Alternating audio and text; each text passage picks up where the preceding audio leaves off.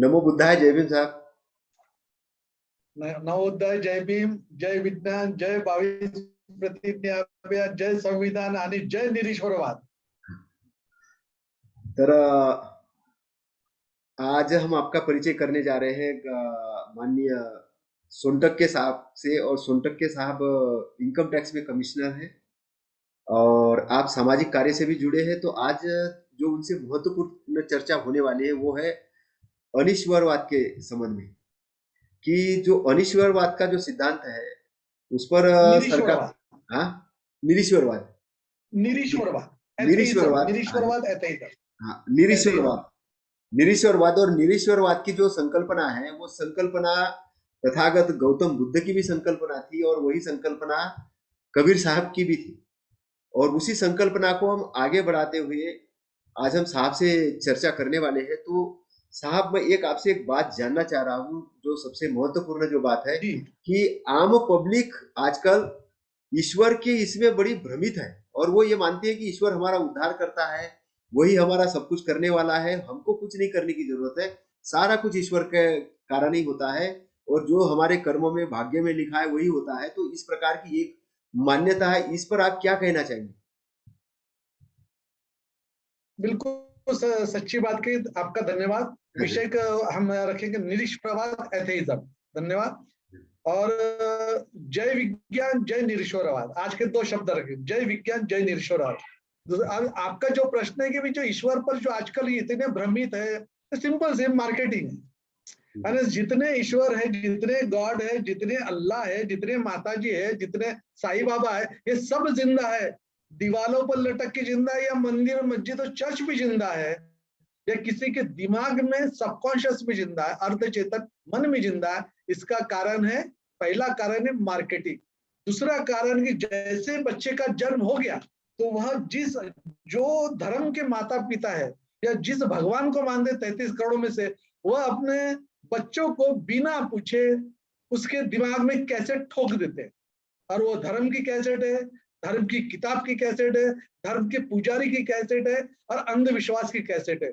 और लास्ट में कैसेट होती है don't think, not to think.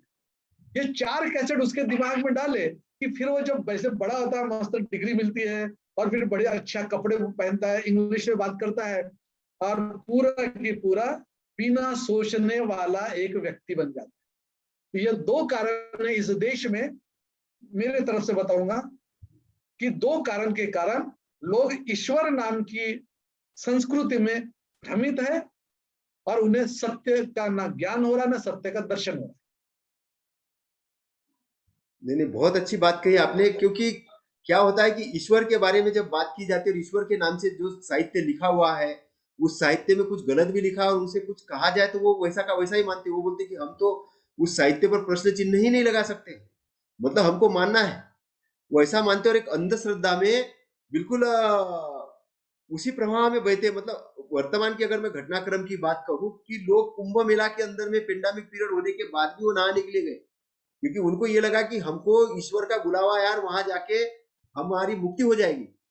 मतलब इस प्रकार के घटनाक्रम भी बहुत सारे ईश्वर के नाम पे होते हैं। ईश्वर के नाम पे बलि की घटना होती है, ईश्वर के नाम पे, मतलब सामान्य जन जो है, जितने भी जीवन में उसके सारे कुछ दुख दर्द आते हैं वो सारे कुछ ईश्वर के कारण आते हैं। मैंने कुछ गलत किया होगा, ईश्वर ने ऐसा किया, ईश्वर ने वैसा किया, वो अपने आप को मानता ही नहीं है। उसको ये नहीं लगता कि मेरा उसमें कुछ आता है या कुछ है। वो समझता जो भी कुछ कर रहा है ईश्वर ही कर रहा है।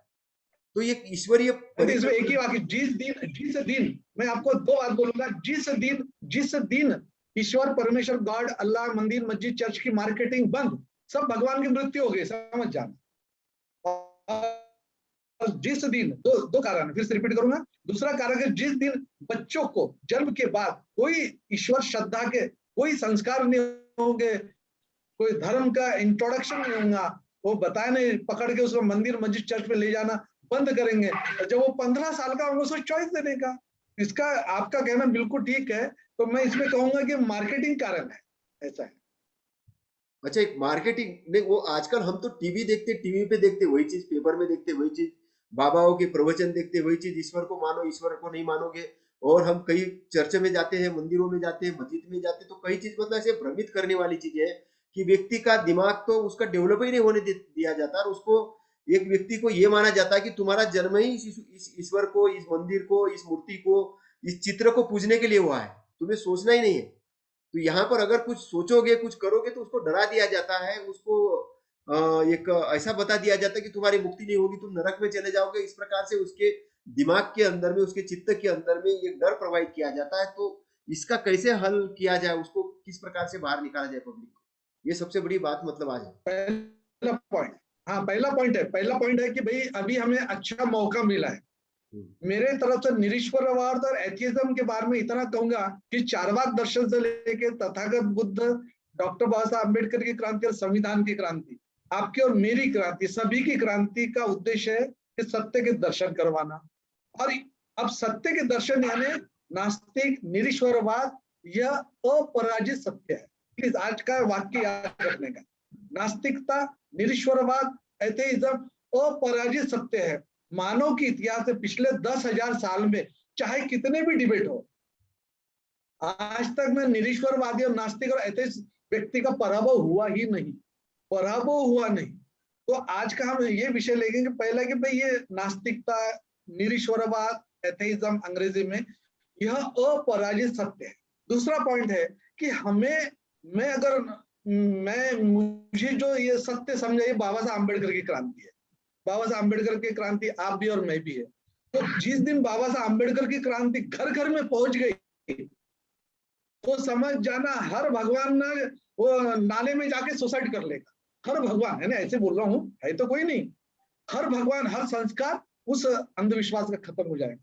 तो मेरा ये कहना कि पहला पॉइंट है कि नास्तिकता, निरीश्वरवाद, एथेइज्म ये अपराजित सत्य है। और दूसरा पॉइंट है कि हर घर में बाबा साहब अम्बेडकर और बुद्ध और संविधान, दूसरा पॉइंट, हर घर में बाबा साहब अम्बेडकर तथा बुद्ध और संविधान की क्रांति पहुंचती है, तो इन संस्कारों से मुक्त होंगे। और तीसरा पॉइंट यह है कि जैसे मैंने पिछले बार कहा था, भाग्य आत्मा दहन का त्योहार इस देश के 25 दिसंबर को हर साल, जिस वक्त ये कोरोना का संकट नहीं होगा उस वक्त, तो पूरे भारत में अगर ये त्योहार, वो रावण दहन मनाते, हमारी बहन होलिका का दहन मनाते, तो हम भी इनके झूठ को भाग्य आत्मा दहन का त्योहार 25 दिसंबर मनुस्मृति दहन के उपलक्ष्य में, अगर ये त्योहार, अगर मैं आपको गारंटी देता हूँ, मैं रिटायर होने के बाद तो पूरा भारत घूमूंगा, हर गांव में अगर ये त्योहार अगर हो जाएगा,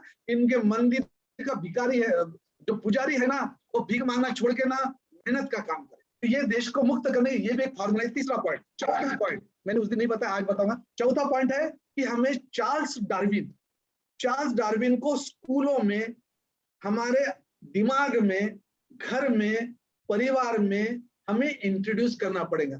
पिछले बार मैंने बोला था, डॉक्टर चार्ल्स डार्विन की क्रांति एक विज्ञान की क्रांति, और उसमें क्या 1859 1859 में लिखी हुई किताब ओरिजिन ऑफ, सिंपल सी है, उसमें कहा we are the product of the evolution, there is nothing miracle and mystery, nothing is there. यानी जितने धर्म ग्रंथ है उसमें कहते हैं। तो मुझे ये जो पांचवा पॉइंट लग रहा है, यह है कि हमें हर घर के अंदर, आपसे जब बात कर रहा हूं तो मैं बहुत गंभीरता से बात कर रहा हूं, इस देश में अगर चार्ल्स डार्विन हर स्कूल और कॉलेज में पढ़ाया जाए और चार्ल्स डार्विन के 2-4 वाक्य इस देश के हर घर में चले जाए, तो ये ईश्वर श्रद्धा और ये अंधश्रद्धा और ये धर्म की श्रद्धा तीनों की मौत हो जाएगी। तो ये चार्ल्स डार्विन को न पहुंचाने के लिए आप जानते हैं कि वो कौन सी शक्तियां काम कर रही है। और इसके बाद छठा पॉइंट यह है कि भैया हमें विज्ञान लोकप्रिय करना पड़ेगा। छठा पॉइंट है कि विज्ञान लोकप्रिय, भाई आज वो पुजारी जी है, मुल्ला जी है, फादर जी है, पास्टर जी है, आशीर्वाद देने वाले, चमत्कार करने वाले, सब विज्ञान की मदद ले रहे हैं और बोलते विज्ञान गलत है, तो उनको भी हमें एक्सपोज करना पड़ेगा। तो छठा पॉइंट यह है कि हर घर में और हर दिमाग में, घर और दिमाग, इसमें हमें विज्ञान लोकप्रिय करना पड़ेगा। और मैंने पिछले बार जो उदाहरण दिया था, आज मैं रिपीट करूंगा, लेकिन छठा पॉइंट है कि विज्ञान को लोकप्रिय करना पड़ेगा। और सातवां पॉइंट यह है कि हमें तथागत बुद्ध का जो ध्यान है, ज्ञान और बोध, ध्यान, ज्ञान और बोध, यह भी हमें घर घर में पहुंचाने का प्रयास करना पड़ेगा। और 8वां पॉइंट है मेरे तरफ से, 8वां पॉइंट यह है कि अगर जो भी इस देश में नास्तिक है, जो भी इस देश में निरीश्वरवादी है और जो भी एथेइस्ट है, तो सब नास्तिक और निरीश्वरवादी और एथेइस्ट और सभी बौद्ध, सभी अम्बेडकरवादी, सभी संविधानवादी और सभी साम्यवादी, इन्होंने पूरी ताकत के साथ ईश्वर श्रद्धा और धर्म ग्रंथों की श्रद्धा, पहला है ईश्वर श्रद्धा, दूसरा है धर्म ग्रंथ की श्रद्धा और तीसरा है धर्म पुजारियों की श्रद्धा। ये तीनों श्रद्धाओं पर अटैक करना पड़ेगा और मैदान में आकर करना पड़ेगा। ये सही बात है कि आज अगर मैं करूंगा तो मेरा खून हो जाए, लेकिन अगर निरीश्वरवाद, नास्तिकता और एथेइज्म अंतिम सत्य है तो उस सत्य को जिताने का है। और वो उसके लिए इस देश के हर संविधानवादी, हर बौद्ध को, हर अम्बेडकरवादी को, हर विज्ञानवादी को, हर संविधानवादी को, हर साम्यवादी को, जितने लोग हैं, इन सबको मैदान में आकर एक मूवमेंट मिशन भारत को 100%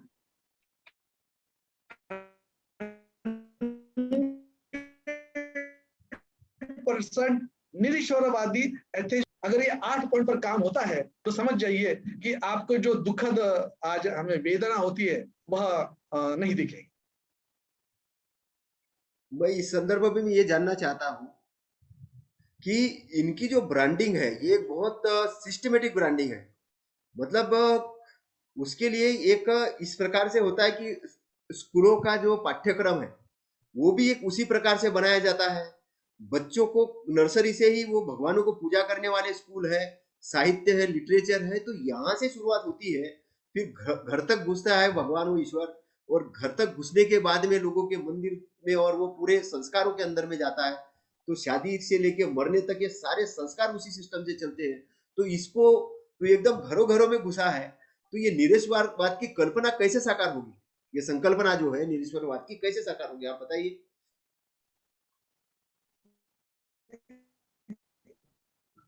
हाँ, मैंने कहा ना, निरीश्वरवाद यह एकदम अपरिहार्य सत्य है और यह हमें गांव में पहुंचाना, उसके लिए मैंने मेरे तरफ से जो प्रोग्राम बताया, मेरे तरफ से भाग्य आत्मा दहन का त्योहार, उसका अर्थ मैंने पिछली बार बताया, भाग्य आत्मा दहन का त्योहार है चौक में करता है। आज हम दोनों बात करें, हमारी बात 10,000 लोग सुनेंगे, लेकिन भाग्य आत्मा दहन का त्योहार ये मैदान और चौक में हो रहा है। तो विज्ञान लोकप्रियता है वो घर घर में पहुंचाने की, डॉक्टर चार्ल्स डार्विन ये घर घर में पहुंचाने का यह प्रोग्राम जारी है। हमें, मैंने जो लास्ट पॉइंट कहा था कि हमें अभी खुलकर मैदान में आना पड़ेगा, क्योंकि देखिए आपने बिल्कुल सही बात की, स्कूल में तो हैमरिंग हो रही है। अब जैसे मैं नागपुर में पढ़ता था, मैं स्कूल में था, तो नागपुर में स्कूल में तो मुझे कोई मैडम या सर बता रहे, मुझे कोई कुलकर्णी, कोई देश पांडे, कोई शर्मा, ये तो बता रहे, लेकिन मेरे दिमाग में सत्य कहाँ से आया? मेरे दिमाग में जो छोटा था वो बाबा साहब अम्बेडकर का सत्य आया, लेकिन मेरा जन्म तो बाद में हो गया। बाबा साहब अम्बेडकर का सत्य आ गया, फिर बुद्ध का सत्य आ गया, फिर विज्ञान का सत्य आ गया, फिर आप समान, मेरे समान लोग मुझे उस वक्त मिले, उन्होंने मुझे सत्य बताया। यानी नागपुर में ऐसा वातावरण था कि भाई ये कोई चमत्कार नहीं कर सकता।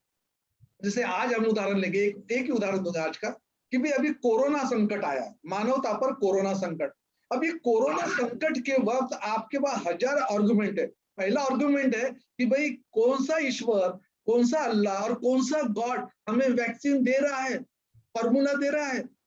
अभी अगर जितने भक्त लोग हैं वो एडमिट क्यों हॉस्पिटल में होते हैं, उन्होंने हॉस्पिटल में की बजाय मंदिर में एडमिट होना चाहिए। जितने भक्त है, सभी धर्मों के भक्त, यानी अगर हमारा कोई भाई है तो उसने उसमें मस्जिद में एडमिट होना चाहिए, दूसरा भाई उसने चर्च में एडमिट होना चाहिए। और इधर का जो जाति रोग वाले धर्म का, मैं इसका नाम नहीं लेता, जाति रोग वाले धर्म का, उसने मंदिर में एडमिट होना चाहिए। अभी इस वक्त देखिए पूरे देश में एक भी भक्त ना मंदिर में एडमिट हो रहा, एक भी भक्त ना मस्जिद में एडमिट हो रहा, एक भी भक्त ना चर्च में एडमिट हो रहा।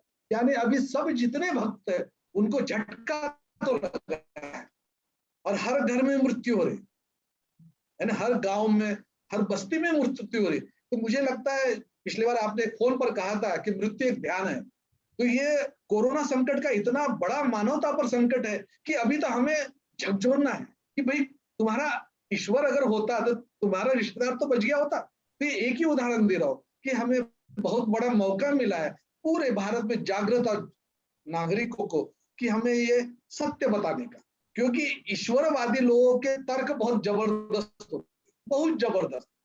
और ये कोरोना संकट ने हमें एक मौका, सुनहरा मौका दिया। अब मैं तो ऑफिस में जाता हूँ, शायद आपको भी मालूम पड़ेगा, ऑफिस में गया तो बोलता है, वो पेपर उठाता हूँ और पेपर में 6 पन्ने ना वो ये रहता है, दुखद मृत्यु, सब दुखद मृत्यु की फोटो के साथ रहती है। तो मैं मेरे स्टाफ को बोलता है कि देखो यार, एक को भी भगवान ने नहीं बचाया।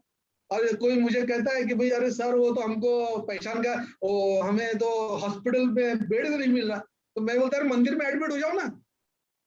यानी आज हमें बहुत बड़ा मौका मिला है कि जो ईश्वर श्रद्धा नाम का जो जहर है, जो धर्म नाम का जहर है, और धर्म के पुजारी नाम के जो जहर फैलाने वाले लोग हैं, इनसे बचाने के लिए हमें अपनी बात लोगों के सामने स्पष्ट रखनी पड़ेगी कि भाई अभी आपको बचा रहा है, ना आपका धर्म बचा रहा है, ना आपके धर्म के पुजारी बचा रहे हैं, और ना आपके आप घंटी बजाने और क्या करने जाते पूजा पाठ वो बचा रहे हैं। ये बहुत बड़ा मौका मिला। नहीं, वो तो अभी बचाने के लिए बुद्ध जयंती के अवसर पे दिन पे भारत भर में कुछ गायत्री वाले और कुछ अन्य लोग जो यज्ञ कर रहे हैं कि भाई कोरोना से बचाने के लिए यज्ञ, कोरोना से बचाने के लिए घरों घर यज्ञ होने वाले, क्या बोला? कोरोना से बचाने नहीं के लिए नहीं, घर घर देखिए में यज्ञ होने मैंने वाले पिछले 26 तारीख को। देखिए मैं पिछले बार बोला था, मैं रिपीट कर रहा हूँ, पिछले बार ये कहा था कि भाई वो तो उनका काम करेंगे कि उनके पास पावर है, उनके पास फंड्स है, उनके पावर है, फंड्स है, मैन पावर है, और उनके तरफ फुल टाइम ना, फुल टाइम का एक कैडर है, फुल टाइम कैडर है। और उस फुल टाइम कैडर का नाम है बुआ बाबा पुजारी। वो जो विचारधारा है, वह जो उसका नाम नहीं लूंगा, विचारधारा फुल टाइम है। हमारा तो मैं फुल टाइम होने की इच्छा थी, तो मतलब मैं मेरे परिवार को कैसे जिंदा रखूं, और नौकरी मिलने के बाद मैं फुल टाइम हो गया। तो उनके पास फुल टाइम यह समझाने के लिए, मार्केटिंग करने के लिए लोग है। उनको पगार कौन देता है? पुजारी है, बाबा है, बुआ है, ये लोग, उनको मिलता है पैसा। अब हम जो है अभी नौकरी, परिवार, सामाजिक कर्तव्य, ये सब संभाल कर हमें भी ये सत्य बताने का काम बड़े तौर पर हमें करना पड़ेगा। तो वह जो घर घर बुद्ध जयंती है ना, आपने बहुत अच्छा बात है, घर घर गायत्री यज्ञ, वो घर घर वो तो करना है, क्योंकि उनके पास तो फुल टाइमर है, उनका फंड्स है, उनके पास नेटवर्क है। आज आपके पास और मेरे पास नेटवर्क नहीं। और मैं रिटायर होने के बाद, मैं आपको रियली बोलता, रिटायर होने के बाद देश के मिनिमम 50% जनता को मैं कसम खाता हूँ, आप भी खाओ, 50% जनता को निरीश्वरवादी करेंगे। और हर मंदिर और चर्च का और मस्जिद का जो भी पुजारी है बेचारा, वो कष्ट करके जिएगा, वो फुकट के पैसे से नहीं जिएगा। तो ये मेरा मन है कि रिटायर होने के बाद में इस देश में एक जबरदस्त जो भी एक बड़ी मिशन जो करेंगे, एथेस्टिक मिशन बोलिए, निरीश्वरवादी मिशन बोलिए, नास्तिक, मैं शब्दों पर इतना प्रेम नहीं करता हूँ क्योंकि भाव बहुत महत्व का है। तो यह एक निरीश्वरवादी मिशन हमें पूरे देश में चलाने के लिए, पूरा देश घूमूंगा, नेटवर्क बनाएंगे, और आपके साथ मेरे साथ मिलकर इस देश को ईश्वर श्रद्धा नाम के संकट से, संकट तो है ही, हम 2000 साल गुलाम के हो गए। यही आपको याद है, सोमनाथ, सोमनाथ को मोहम्मद घोरी ने, अब इसने इतने बार उस पर अटैक किया, अब इसको जीतना कैसे? सोमनाथ का भगवान खुद को ही नहीं बचा पाया, और लोग वहां लाखों जाते हैं। तो ये मंदिर में, जैसे मेरे तरफ में नासिक में था, नासिक में तो बहुत कुंभ मेला वाला नासिक, मैं नया नया ज्वाइन हो गया, 87 की बात थी। मेरे मंदिर के पुजारी लोग बोले, सर मंदिर बनवाता हो तुम भी दान दिया। तो मैंने कहा भाई जितना भगवान तुम्हारा देगा उससे डबल मैं दूंगा। सिंपल कहा मैंने। 5-6 लोग मेरे घर में आए कि तुम्हारा भगवान जितना देगा उससे डबल मैं दूंगा। अब यह डायलॉग इतना चला इंडिया में, अभी भी भिखारी में मिलेगा, बोलते यार किस भगवान का फिर बेचारा बोलेगा, कोई गणपति कोई अल्लाह है बोलेगा, बोले जितना भगवान देगा उसे डबल मैं दूंगा। 100% लोग कहते कि सर भगवान होता तो मैं भीख क्यों मांग। तो कहने का मतलब है कि हमें भी हमारे ढंग से एक नेटवर्क बनाना पड़ेगा, हमें भी कैडर कैंप्स लेने पड़ेंगे, हमें भी मार्केटिंग करना पड़ेगा, और हमें भी इसको मिशन करके इस देश में, क्योंकि एक बार आदमी निरीश्वरवादी और एथेस्टिक हो गया तो बुद्ध की तरफ, बोधिसत्व और बुद्धत्व की तरफ प्रबुद्ध बनने की उसकी यात्रा शुरू। नहीं, इसमें हम देखते हैं कि ये ईश्वरवाद के कारण व्यक्ति की जो वैज्ञानिक सोच है वो डेवलप नहीं हो पाती, इसलिए भारत के अंदर में वैज्ञानिकवाद का विकास नहीं हुआ। मतलब आज भी किसी भी चीज के लिए हम विदेश पर निर्भर करते हैं कि वो हमको वो चीज दे, वो टेक्नोलॉजी दे, वो एरोप्लेन दे या वो जो भी है। तो आज ये देश की जो हालत है वो भिखारी जैसी हालत हो गई है। मतलब यहाँ बाबा तो इतने सारे हैं लेकिन वैज्ञानिक कम है। वैज्ञानिक कम है, बाबा बहुत ज्यादा है। और बाबाओं की इतनी जमात है कि सरकार भी फंड बाबाओं को देती है, बहुत सारा कुंभ मेला हो या अन्य कुछ मेले हो उसको लगाने के लिए। लेकिन जो वैज्ञानिक डेवलपमेंट होना चाहिए, लोगों का विकास होना चाहिए, वैज्ञानिक सोच का विकास होना चाहिए, उधर ध्यान नहीं है। तो उधर ध्यान दिलाने के लिए हम लोगों की क्या भूमिका हो सकती देखिए, मैं तो कहूंगा कि जैसे 1900 से नोबेल प्राइज शुरू हो गए, नोबेल प्राइज। है? तो आप एक इस्लाम धर्म है, उसको कितने नोबेल प्राइज मिले आप बताओ। कुछ नहीं। जाति रोग वाले जो लोग हैं, जाति रोग वाले, मैं धर्म का नाम नहीं लेता हूँ, जाति जहर वाला जो धर्म है, इनके कितने लोगों को नोबेल प्राइज मिले? भाई सबसे ज्यादा मिले जीव लोगों को, मिनिमम 28%, जिसमें अल्बर्ट आइंस्टाइन भी है। अभी जिन जो भी क्रांति हो, परिवर्तन हो या विचार करने की शुरुआत हो, वो उससे होते है जब वो ईश्वर को नकारता है। जब ईश्वर को नकारेगा तो क्रांति की शुरुआत। तो आप देखेंगे कि भारत के वो जाति रोग वाले जो धर्म के लोगों को, हरबिंदो खुराना है या जो भी सुब्रमण्यम स्वामी दूसरे है सुब्रमण्यम, इनको नोबेल प्राइज मिले जब वो अमेरिका गए। जब अमेरिका गए तब नोबेल प्राइज मिला। तो ये जाति रोग वाला जो धर्म है, यह वैज्ञानिक सोच से रोकता है। और जब जाति रोग वाले धर्म का त्याग होता है तो वैज्ञानिक सोच की शुरुआत होती है। मैं धर्म का नाम नहीं ले रहा हूँ, क्योंकि पृथ्वी तल पर करीबन 100 करोड़ जाति रोग वाले हैं। फिर इस्लामी के लोग हैं समझो 200 करोड़, और फिर समझो 300 करोड़ हमारे क्रिश्चियन भाई है। इसका मतलब इतना अगर देखेंगे तो इसमें जो है, जब भी जाति रोग वाला जो धर्म के विचारों से, संस्कारों से, जाति रोग वाले धर्म की संस्कृति, जाति रोग वाले धर्म की संस्कार, इससे जब मुक्त होता है तो सोचना शुरू करता है, यानी उसकी सोच वैज्ञानिक हो सकती है। इसलिए इस देश में अगर विज्ञान की क्रांति चाहिए तो इस देश में हमें जाति रोग वाले धर्म का त्याग, जाति रोग वाले, मेरा शब्द एकदम इंपॉर्टेंट याद रखें, जाति रोग वाले धर्म का त्याग, तो यहाँ विज्ञान क्रांति की शुरुआत हो जाए। तो ये शुरुआत तो बाबा साहब ने कर दी है, लेकिन इसकी जो गति है, जिस गति से इसको होना था, लेकिन वो गति अभी उतनी नहीं हो पाई है जितनी होना चाहिए। उतनी गति नहीं हो पाई है। और हमारे लोगों ने भी विहारों के अंदर में बुद्ध की जैसे मूर्ति लगा के उसकी पूजा पाठ शुरू कर दी, लेकिन विश्लेषण करना, चिंतन करना, मनन करना, ध्यान भावना करना, इधर ध्यान बहुत कम है, पूजा पाठ पर बहुत ज्यादा है। तो पूजा पाठ भी ये कि ये ईश्वर को मानने वाली जैसी बात नहीं हुई क्या? इस पर आप क्या कहेंगे? देखिए, पूजा पाठ जो है ना, आप एक बार जागृत हो जाओ, आप और मैं अगर जागृत हो जाए तो हमें पूजा पाठ से कोई फर्क नहीं गिरता, कोई फर्क नहीं गिरता। और भंते जी लोग अगर कोई पूजा पाठ करते हैं और वो अगर कह दे कि भाई तुम परित्राण पाठ करोगे तुम्हारे यहाँ लड़का हो जाएगा, तुम परित्राण पाठ करोगे तो तुम्हारे घर में नौकरी मिल जाएगी, तुम परित्राण पाठ करोगे तो पुण्य आ जाएंगे, अरे भाई सब गलत है। आपको ना लड़का होगा, पूजा पाठ करो, आपकी ना शादी होगी, ना आपको नौकरी मिलेगी। अब ये जो है, क्योंकि यह भी अपने संस्कृति के बेचारे विक्टिम है, बली हो गए, यह भी सच नहीं बता पाते। मैं सबके नाम नहीं लूंगा। इस देश में 22 प्रतिज्ञा जो बाबा साहब ने दी है, वो इस चक्कर से, दुष्ट चक्र से मुक्त करने के लिए 22 प्रतिज्ञा, उसको मैंने 22 प्रतिज्ञा अभियान का नाम दिया। और 22 प्रतिज्ञा अभियान में हम लोग निरीश्वरवाद बताते, यानी शिवाजी पार्क पर अगर 5 दिसंबर को, 6 दिसंबर को आप जरूर आना, जब कोरोना कम हो जाए, तो आप देखेंगे कि हमारे तरफ एक डेड बॉडी रहेगी बहुत बड़ी 10 फीट की, और डेड बॉडी का नाम हम दे देंगे ईश्वर का, उसको जो आए वो जूता मारे। अब कॉमन आदमी जो गांव से आया है, यूपी से आया, मध्य प्रदेश से आया, जो विदर्भ से आया, कोकण से आया, उसको निरीश्वरवादी बनाएंगे कैसे? तो वहां हम लोग एक उसका पुतला लगा देंगे, और जिसको जो करने का करो, और वह हमारे 24 घंटा वह वक्ता बोलते रहे, वक्ता मैंने पॉइंट का, और वो दिन भर बोलते, कोई सुनिया सुने कोई फर्क नहीं गिरता। लेकिन जो पेपर वाले, न्यूज पेपर वाले, जो टाइम्स ऑफ इंडिया, वो तो देखते हैं कि भाई इनका एक में स्टॉल है कि जिसमें हम जाति रोग वाले धर्म से मुक्ति, जाति रोग वाले संस्कार और संस्कृति से मुक्ति, ईश्वर श्रद्धा से मुक्ति, इस पर हम लोगों को प्रेम समझाने का प्रयास कर रहे हैं। तो हम शिवाजी पार्क पर 5 और 6 दिसंबर को 48 आवर्स हमारा ये शो चलता है। 6 हमारे स्टॉल रहते हैं, 22 प्रतिज्ञा अभियान।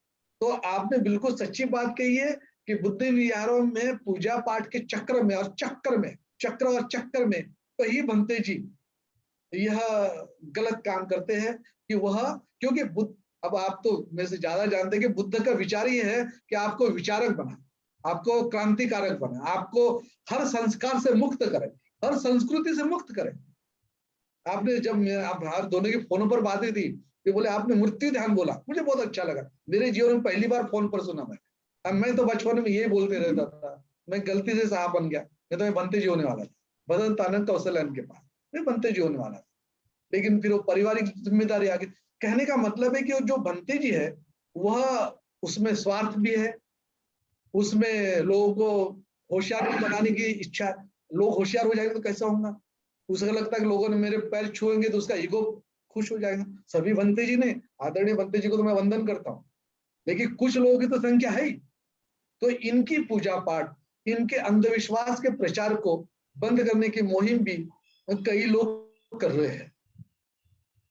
तो उनका भी स्वागत है कि जो बुद्ध विहार की, भंते जी की पूजा पाठ वाले चक्र की और चक्र से और अंधविश्वास के प्रचार से समाज को मुक्त करने का प्रयास कर।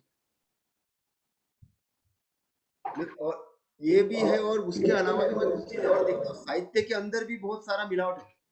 साहित्य में भी बहुत सारी मिलावट है, और तथागत ने कहा है कि भाई कोई भी चीज अगर मानना है तो पहले उसको जानो, छानो, विश्लेषण करो, विश्लेषण करने के बाद उसको मानो। लेकिन हो क्या रहा है कि अभी कुछ लोग तो ये कहने लग गए कि त्रिपिटक है जैसी के वैसे ही मानना है, जो भी किताब जैसी लिखी वैसी ही मानना है। तो फिर जैसी की वैसी मानना है तो फिर आपके ब्रेन का क्या, कि सोचने समझने की शक्ति कैसी इसमें डेवलप उदाहरण होगी? मैं एक ही उदाहरण दूंगा, बनते जी का नाम नहीं लूंगा, बहुत महान बनते जी है। 5 साल पहले मेरी किताब थी 260 पेजेस की, 22 प्रतिज्ञा अभियान। उसका उद्घाटन है नागपुर में, कहाँ, वर्धा रोड पर, और वो इंजीनियर एसोसिएशन हॉल। मेरा दोस्त वह, अब उसने सब लोग 250 लोग थे वो हॉल में, छोटे हॉल में, और मैं, मेरा ये चालू था। अब वहां प्रश्न आया कि पुनर्जन्म 6 यानी पुनर्जन्म है, तो मैंने जवाब क्या दिया, नो, बस इतने। मैं बैठ गया। अब मैं लेखक, किताब मैंने लिखा, भाषण उस पर शुरू है। अब भंते जी उठ के खड़े हो गए। भंते जी ने कहा कि बोले सोनटके की पढ़ाई नहीं है, बोले क्योंकि त्रिपिटक में पुनर्जन्म है। बुद्ध ने खुद कहा पुनर्जन्म है, बाबा साहब ने कहा पुनर्जन्म है। अब वो बेचारे तर्क में चले गए। तर्क कोई सत्य होते नहीं, तर्क पुश करते हैं वो असत्य को भी और सत्य को। तर्क कोई सत्य नहीं होता, तर्क तर्क होता है, उसका लिमिटेशन है। Logic is not, can not be reason, logic can not be the truth, logic can not be the scientific finding, it is not laboratory finding. Simple सी बात थी। अब बनते जी ने माइक पर कहा कि सोनटके को कुछ पढ़ा नहीं, बिल्कुल बढ़िया कहा। फिर मुझे एक जन कहा कि बोले नहीं, वो तो बुद्ध ने कहा कि बोले पुनर्जन्म है। तो मैंने उसको कहा, ये मोबाइल तो अभी आया, बोला अब बुद्ध ने पुनर्जन्म है कहा, इसका कोई प्रूफ है? फिर वो चुप हो गया। अब हॉल में टेंशन हो गया। अब नागपुर में मैं बात कर रहा हूँ, मैं ही नागपुर का दीक्षा भूमि का हूँ, और मैं कह रहा हूँ पुनर्जन्म नहीं है। फिर आपने जो बात कही वो कहा, आपकी बात में रिपीट कर रहा हूँ कि भाई कोई चीज को सत्य स्वीकारने के लिए कुछ तो खोजो, कुछ तो सोचो, कुछ तो प्रश्न करो, कुछ तो उसको जांचो, परखो, कुछ तो करो। अरे मैंने बोला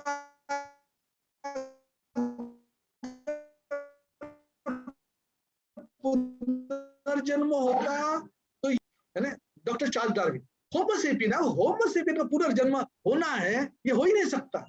और पुनर्जन्म को समझने के लिए सबसे पहला पॉइंट है कि मृत्यु यानी क्या, मृत्यु कैसे होती है, जन्म कैसे होता है, फिर मृत्यु के बाद मृत्यु संस्कार क्या होते हैं। कोई वो कॉफिन में डाल रहा है, कोई खड्डे में डाल रहा है, कोई उसको जला रहा है, कोई उसको नदी में फेंक रहा है, और कोई उसको इलेक्ट्रिक की मशीन में डाल रहा है। हर जगह से हो रहा है। मैंने कहा कि भाई ये बताओ कि खड्डे में डालने के बाद, फिर वो कॉफिन में डालने के बाद, इलेक्ट्रिक के मशीन में डालने, जलाने के बाद, नदी में फेंकने के बाद, उसका जो आत्मा है वो कहीं उड़ते हुए देखा है क्या? पहला पॉइंट। और दूसरा पॉइंट है कि बुद्ध का तो विज्ञान है कि अनात्मा, अनात्मा यानी आत्मा ही नहीं है। अगर बुद्ध का विज्ञान मानेंगे तो आत्मा ही नहीं है, और विदाउट आत्मा तो जन्म हो ही नहीं सकता। कि आत्मा जो है यह सभी धर्मों में, जाति रोग वाले धर्म में कहा गया, दूसरे धर्म में सभी में कहा गया। तो ये जो पॉइंट है कि वहां चर्चा है कि बुद्ध ने पुनर्जन्म कहा, तो वो जो बताया मैंने कि मृत्यु क्या है, ये पहले 5 पॉइंट बताया, और उसके बाद कहा सेकंड पॉइंट जो ये जो था कि भाई आत्मा ही नहीं तो पुनर्जन्म हो नहीं सकता। तो 7-8 मिनट बोला मैंने ये पुनर्जन्म पर। तो आपने जो कहा कि हर बुद्ध ने हमें स्वतंत्रता दी, हमें कोई श्रद्धालु नहीं बनाया, हमें वैज्ञानिक बनाया। तथागत बुद्ध की विचारधारा हमें वैज्ञानिक बनाती, और वैज्ञानिक बनाती है तो श्रद्धालु नहीं बनाती, भक्त नहीं बनाती, ना अंधभक्त बनाती। तथागत बुद्ध की विचारधारा और संस्कार हमें वैज्ञानिक बनाती है। अगर इस देश में जाति रोग वाला धर्म की संस्कृति नहीं होती और बुद्ध की संस्कृति होती तो ना, पहला पॉइंट है भारत ही पूरा सुपर पावर होता था, और दूसरा पॉइंट है कि जितने नोबेल प्राइज मिले उससे कम 50% तो हमको मिले होते। आज इस भारत में नोबेल प्राइज क्यों नहीं मिलता? क्योंकि वह एक विचारधारा वाला जो धर्म है, जाति रोग वाला जो धर्म है, उसकी संस्कृति जिम्मेदार है। तो आपसे बात से मैं बिल्कुल सहमत हूँ कि नागपुर में 22 प्रतिज्ञा, मैंने किताब निकाला 260 पेजेस की, बड़ी किताब थी, और वह किताब निकालकर जब उसका उद्घाटन बंटी जी ने माइक में कहा कि सोनटे ने ना त्रिपिटक पढ़ा है, ना जातक कथाएं पढ़ी है, ना ये पढ़ा ना वो पढ़ा, सब बताए। उनका धन्यवाद, उनका नाम नहीं बताऊंगा, बहुत फेमस है वो, बहुत फेमस है। अच्छा। नहीं, ये देश की जैसे और मैं आपके माध्यम, बोलो बोलिए बोलो। बोलिए बोलिए।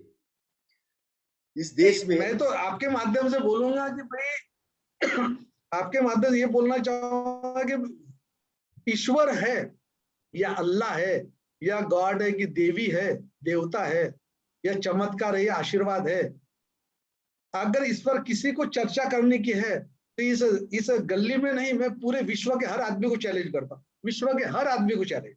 ये पृथ्वी है मेरे पास, ये देखो मैंने पृथ्वी लेकर आया, ये पृथ्वी पर के हर नागरिक को चैलेंज है, हर नागरिक को। उसका चमत्कार है, उसका आशीर्वाद है, उसका अल्लाह है, उसका गॉड है, उसका साईं बाबा है, सब है। बस सिद्ध करे मेरे सामने आकर, एक बार आ जाए। पृथ्वी तल के हर मानव को चैलेंज।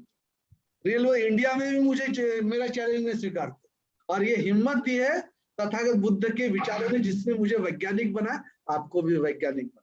जब बुद्ध का विचार हर घर में जाएगा तो हर आदमी वैज्ञानिक बने। नहीं, जो मतलब अभी जो सिस्टम के अंदर में जो सिस्टम हम देखते हैं अभी भारत के अंदर में, संविधान बहुत अच्छा बना हुआ है।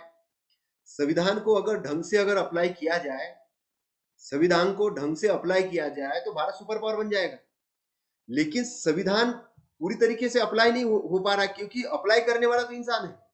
तो अप्लाई करने वाला इंसान है, कहीं नहीं कहीं वो कहीं जाति बेस से, धर्म बेस से, ईश्वरवाद से, और कहीं नहीं कहीं अवैज्ञानिक तरीके से अपने आप को उसने ढाले रखा है। तो उसके जो कर्म के अंदर भी वही बातें आ रही है, कर्म के अंदर भी वही बातें आ रही, और वर्किंग में भी वही बातें आ रही। तो हम ये देखते हैं कि ये सारा का सारा सिस्टम है, हमारा स्कूल का एजुकेशन सिस्टम हो, या हमारा धार्मिक सिस्टम हो, या हमारा किसी प्रकार का दूसरा सिस्टम हो, इस सिस्टम के अंदर में बहुत बहुत मतलब अच्छी चीज नहीं बोली जा सकती आज के डेट में, कि आज पेंडेमिक पीरियड के अंदर भी मैं ऐसा देखता हूँ कि बड़े बड़े जो हॉस्पिटल्स है, ये पूरा भ्रष्टाचार का केंद्र बने हुए बहुत सारे हॉस्पिटल। 10 लाख 1 लाख का बिल आता है तो उसको 10 लाख का बनाने में लगे हैं। रेमडेसिविर के अंदर में वो नकली बनाने में लगे हैं। तो सरकार को जिन वैक्सीन का भी डेवलपमेंट खुद करना था, बड़ी कंपनियां ओपन करनी थी, लेकिन वो प्राइवेट की तरफ देख रही है, उसके पास उसके लिए पैसा नहीं है। तो कहने का मतलब कि वैज्ञानिकों का निर्माण कैसे किया जाए, भारत की किस प्रकार से उन्नति की जाए, सुपर पावर किस प्रकार बनाया जाए, उधर ध्यान न होके कहीं मंदिर के उद्घाटन में जा रहे, कहीं मेले के उद्घाटन में जा रहे, तो कहीं नदी में नहाने के लिए जा रहे, तो कोई यज्ञ कर रहे हैं, तो कोई भगवान की पूजा कर रहे हैं, तो कोई मुख्यमंत्री किसी यज्ञ वन में बैठा है। तो ये सारी की सारी जो गड़बड़ियां जो हो रही है, तो ये मानव तैयार नहीं होने के कारण हो रही है। तो ये जो भारत की जो दुख भरी घटनाएं हैं, कि भारत का जनमानस जो सामान्य आदमी उसको समझ में नहीं आ रहा है, और जो पावर में बैठे हैं वो मंदबुद्धि के लोग हैं, वो वैज्ञानिकवाद वाले लोग नहीं है, क्योंकि शिक्षा का स्तर ही वैज्ञानिकवाद का नहीं है। और कोई अगर वैज्ञानिक रूप से अगर बताना भी चाहे तो उनको विरोधी बोलते हैं, उनको देशद्रोही बोलते हैं, बोलते हैं इनको जानकारी नहीं है। और वो ईश्वर को मानने वाले या अन्य अंध श्रद्धालु जो लोग हैं वो समझते हैं कि हम बहुत बड़े पावर है। तो ये जो बात हुई है, तो आज हम जो साइंटिफिक ढंग से, जो बुद्धिज्म के हिसाब से, जो वैज्ञानिक तरीके से जो कंट्रीज आगे बढ़ रही, उन्होंने कोरोना को अपने आप पे कंट्रोल कर लिया पूरी तरीके से। उनके पास बाकायदा रिसर्च था कि इसको कैसे रोका जाए, क्या किया जाए, किस प्रकार से उसका मैनेजमेंट किया जाए। लेकिन इधर कोई प्लानिंग नहीं थी, इधर लोग और आज केवल मीडिया के माध्यम से केवल दबाने में लगे हैं। अगर 100 मर रहे तो उसको 10 का आंकड़ा कैसे बताया जाए, और टेस्टिंग क्यों नहीं किया जाए कि लोग है तो भाई वैसे के वैसे, ज्यादा आंकड़ा बाहर नहीं आना चाहिए। अगर भारत में पर डे 20,000 मर रहे हैं तो उसको दिखाया जा रहा है कि भाई 3,000 मर रहे हैं, ताकि लोग ये नहीं हो। लेकिन एक्चुअलिटी को दबाने का काम बड़े पैमाने पे हो रहा है। तो लेकिन वास्तविकता दबती थोड़ी है, कुछ भी हो जाए दबेगी नहीं ना। तो अभी हमारे सामने जो सबसे बड़ी मुख्य जो मैं बात कहना चाह रहा हूं कि जो बुद्धिजीवी वर्ग है, जो वैज्ञानिक तरीके के सोचने वाला वर्ग है, इसके ऊपर एक जिम्मेदारी आ गई है कि ये अपनी कमान संभाली ये चीज की। ये क्योंकि ये चुपचाप बैठा हुआ है, ये सोच रहा है कि कुछ हो जाएगा अपने आप, हम क्या कर सकते हैं। तो ये जो इनका जो अक्रियाशीलपना होना है, क्रियाशील नहीं होना है, या अपने आप में चुपचाप बैठ जाना, ये कहां तक जायज है, ये मुझे सबसे मेन सवाल पूछना है। भाई जिसको ज्ञान है वह निष्क्रिय है, जिसको बोध हो गया वह भी निष्क्रिय है, जिसे विज्ञान समझा है वह भी निष्क्रिय, जिसको बाबा साहब समझा है वह भी निष्क्रिय है, और जिसको बुद्ध समझा है वह भी निष्क्रिय है। क्रांति करेगा कौन? तो आपकी बात बिल्कुल सत्य है कि इस देश में जिसको भी सत्य का ज्ञान हो गया उसे सक्रिय होना पड़ेगा। बुद्ध ने या तो सिद्धार्थ ने जैसा घर छोड़ा है वैसा नहीं कहूंगा, लेकिन कम से कम उसने, हम जैसे दोनों प्रयास कर रहे हैं वैसा इस देश के बाबा साहब अम्बेडकर को मानने वाले सपोज अगर 200 लाख लोग, 500 लाख, 5 करोड़ लोग, 500 लाख लोगों ने ये विज्ञान पर, 500 लाख लोगों को आपको और मुझे ट्रेनिंग देना पड़ेगा, कैडर लेना पड़ेगा, इनके दिमाग में विज्ञान सोच डालनी पड़ेगी। क्योंकि जो बाबा साहब की विचारधारा का प्रचार कर रहा है वह वैज्ञानिक है, जो बुद्ध हो गया वह वैज्ञानिक है, और जो कोई परिवर्तन का काम कर रहा है वह भी वैज्ञानिक। तो बाबा साहब की विचारधारा, बुद्ध की विचारधारा, संविधान की विचारधारा, यह वैज्ञानिक है, लेकिन ये निष्क्रिय है। इसको एक्टिवेट करने के लिए हमें काम करना पड़ेगा। आपकी बात बिल्कुल सच है कि जिस दिन इस देश में 10 करोड़ लोग,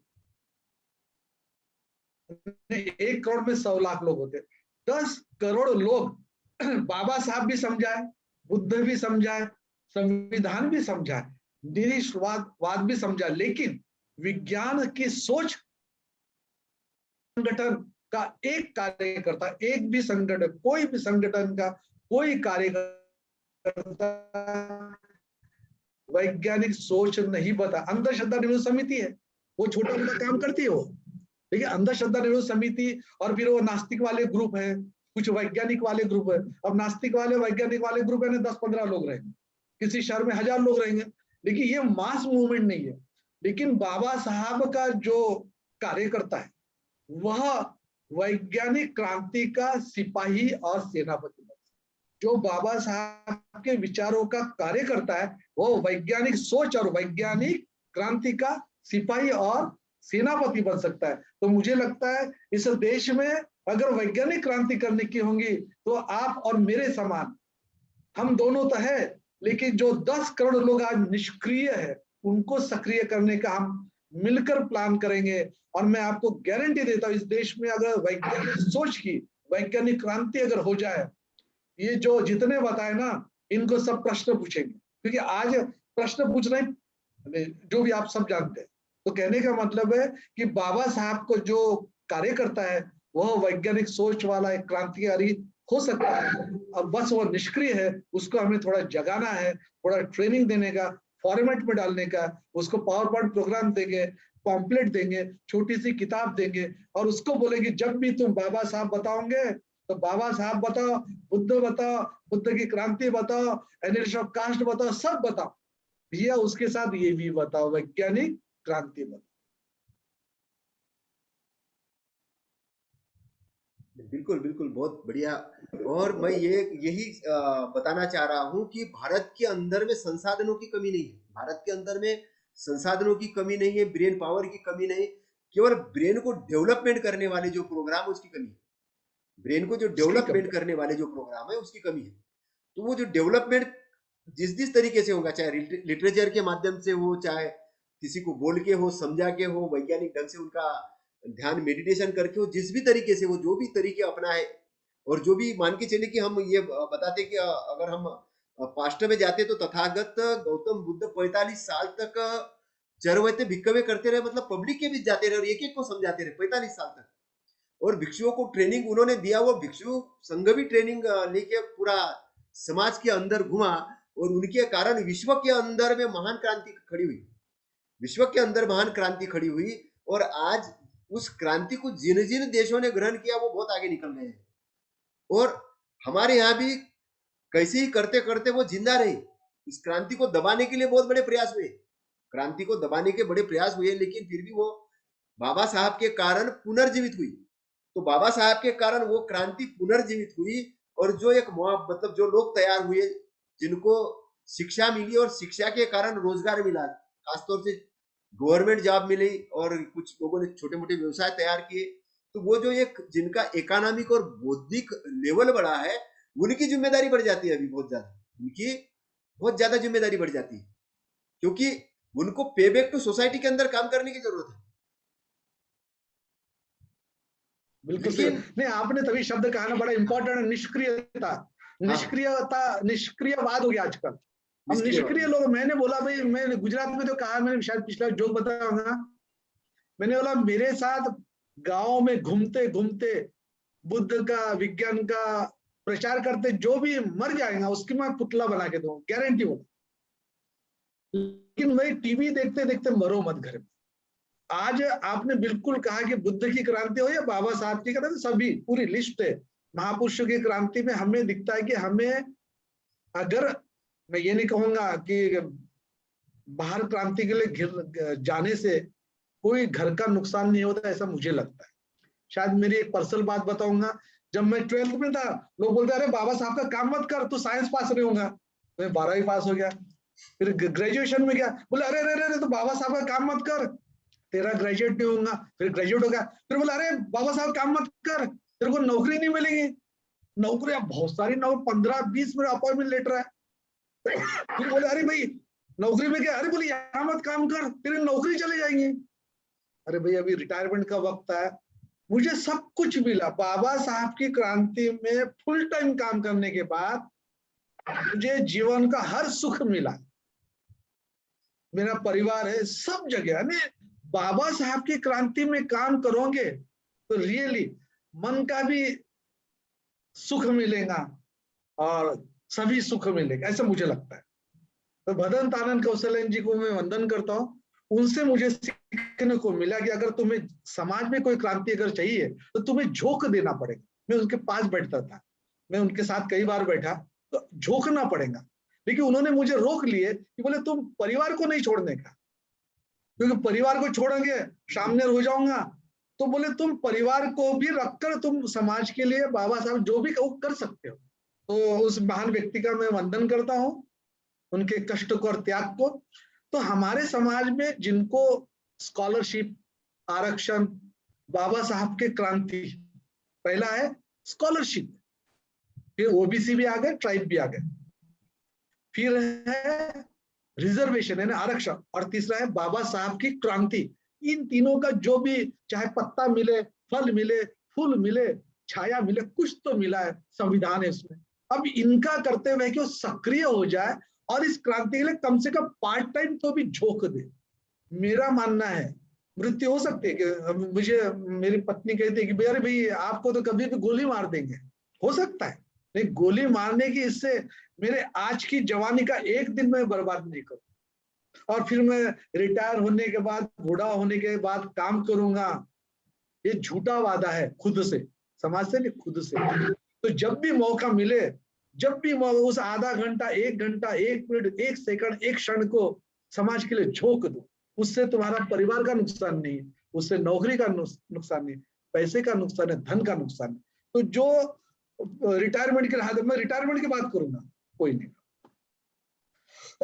अर्थ है कि हमें झोंकना पड़ेगा, निष्क्रियतावाद छोड़ना पड़ेगा, घर को थोड़ा छोड़ना पड़ेगा, परिवार को थोड़ा छोड़ना पड़ेगा, परिवार को छोड़ना पड़ेगा, घर को थोड़ा छोड़, नौकरी छोड़ना, परिवार पूरा छोड़ने की बात, थोड़ा पार्ट टाइम में छोड़ो, एक शाम छोड़ो, एक दिन छोड़ो, संडे को छोड़ो, कोई फर्क नहीं भाई। पत्नी तुम्हारा स्वीकार करेंगे, स्वागत करेंगे, सम्मान करेंगे, तुम्हारा खुलकर बोलेंगे कि मेरे पति ने कोई कहीं जाकर काम किया, हो सकता है हमें जूते मारे, लेकिन क्रांति के लिए किसी को तो भी मरना पड़ेगा, 1 घंटे, 1 मिनट और 1 दिन के लिए मरना पड़ेगा। नहीं, बिल्कुल बिल्कुल, बहुत बढ़िया, बहुत बढ़िया, बहुत बढ़िया। अभी जो मैं एक और संगठनात्मक रूप से आपसे एक बात और जानना चाह रहा हूँ कि हमारे इसमें जैसे हम अधिकतर जो नेता देखते हैं, सोशल वर्कर देखते हैं, वो बोलते हैं कि बाबा साहब के बाद में मेरा नंबर है, तो वो व्यक्ति पूजा में ज्यादा लगे, नायक पूजा में लगे हुए हैं। उनको लगता मुझे फूलमाला मिलना चाहिए, अभी फूलमाला नहीं मिलती, उनको लगता मुझे सम्मान मिलना चाहिए या मेरी बातों को मानना चाहिए, लोगों ने मेरे को ही जानना चाहिए, मुझे ही मानना चाहिए। तो व्यक्तिवाद की जो सिद्धांत है, इसके पीछे धम्म की क्रांति कहीं ना कहीं छुप जाती है, क्योंकि तथागत के जाने के बाद में तथागत ने अपना वारिस किसी भिक्षुओं को नहीं बनाया, किसी भिक्षुकों ने, उन्होंने धम्म को वारिस बनाया और धम्म को प्रचार प्रसार की जिम्मेदारी संघ को दी और संघ को भी ये कहा कि भाई आपको धम्म का प्रचार प्रसार करना है। और धम्म के जो 2 पार्ट बनाए, एक है विनय का पार्ट और एक है धम्म का पार्ट।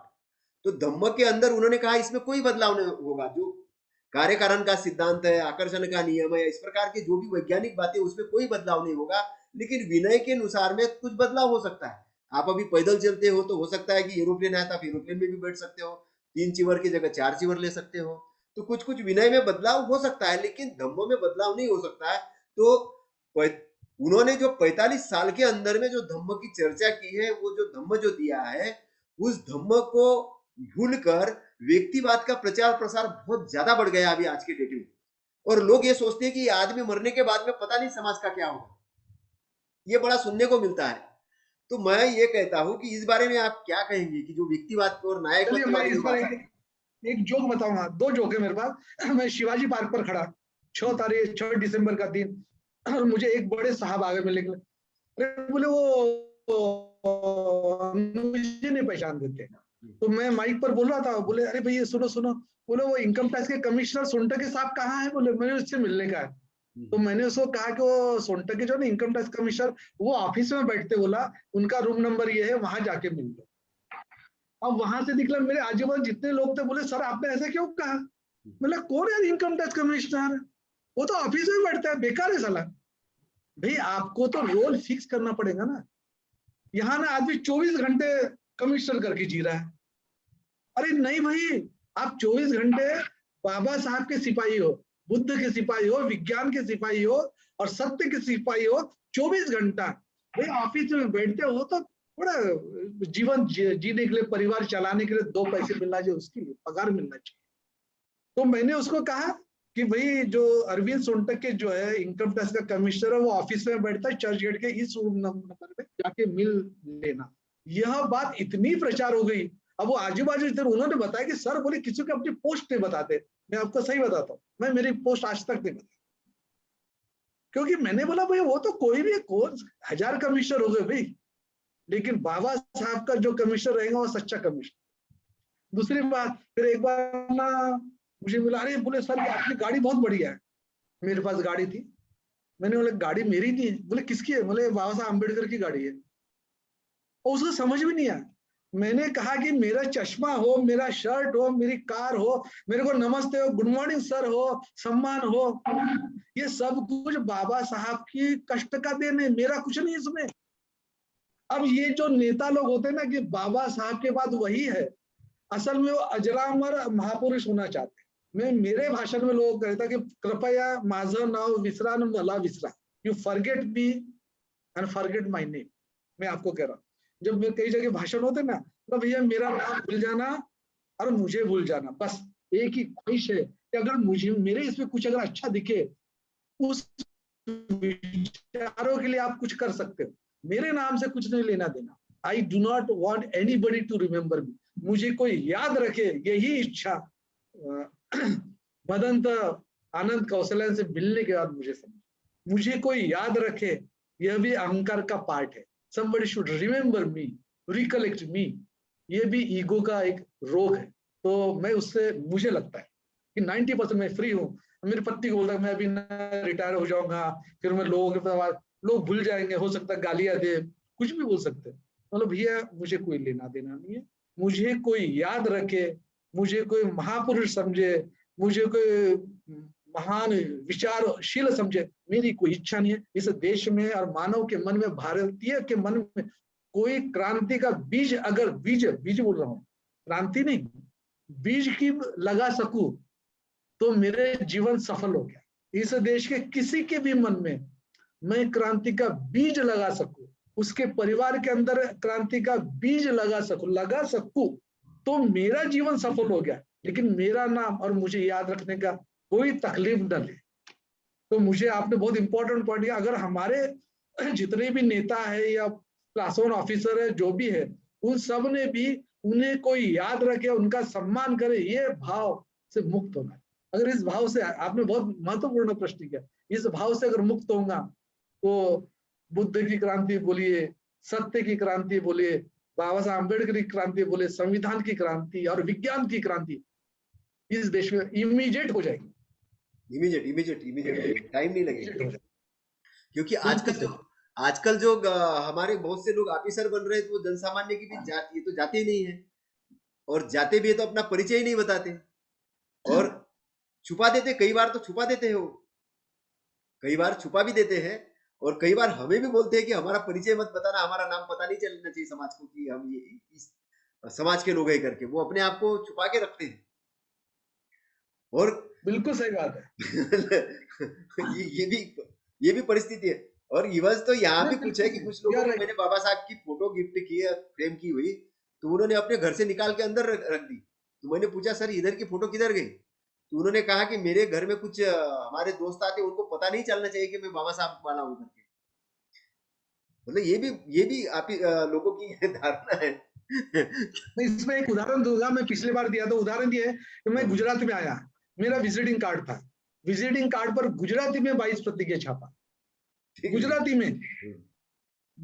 में छापा। मैं आपको बताऊं, मैं मर भी जाऊंगा ना, लोग कार्ड फेंकेंगे नहीं।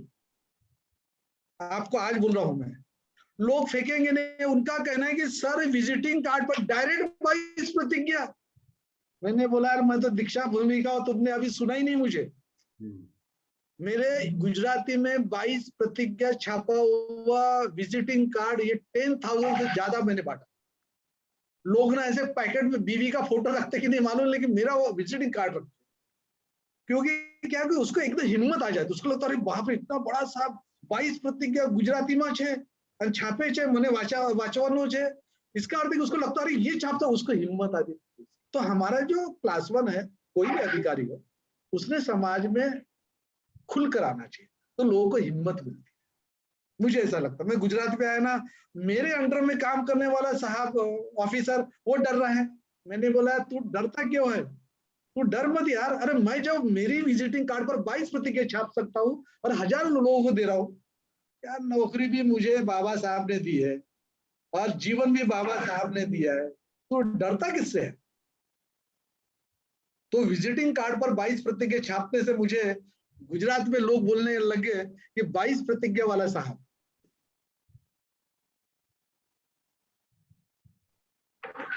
बहुत बढ़िया बात है, बहुत बढ़िया। देखिए बाबा साहब की जो क्रांति है, वो क्रांति इतने बढ़िया तरीके की क्रांति है कि अगर आज हम देखते हैं कि बाबा साहब ने क्रांति नहीं की होती, तो मैं ऐसा देखता हूँ कि पूरी जो